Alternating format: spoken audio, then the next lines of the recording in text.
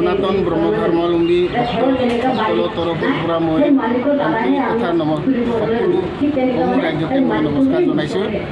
আমি আজি কাৰ্বি আংলং হাওৰাঘাট তিনিআলি দক্ষিণ পশ্চিম হাওৰাঘাট তিনিআলি আঞ্চলিকৰ সৌজন্যত আমাৰ গুৰু বাবা যি তিৰুভাৱ এই তিৰুভাৱটো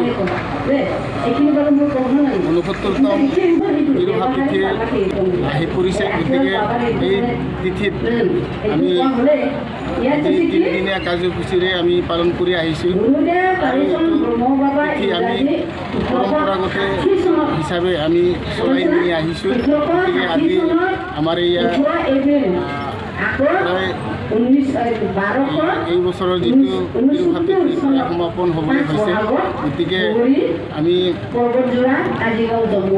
বছৰে বছৰে পালন কৰি অহাৰ দৰে আমি আকৌ আহি থকা বছৰবোৰতো আমি এই তিথি পালন কৰিবলৈ বা পালন কৰি থাকোঁ বা পালন কৰিম।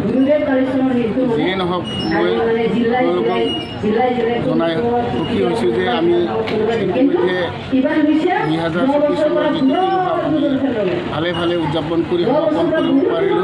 গতিকে ধৰ্মপ্ৰাণ ভক্ত বাবা আই মোৰ আন্তৰিক নমস্কাৰ জনাই মোৰ বাৰ্তা ইমানতে নমস্কাৰ।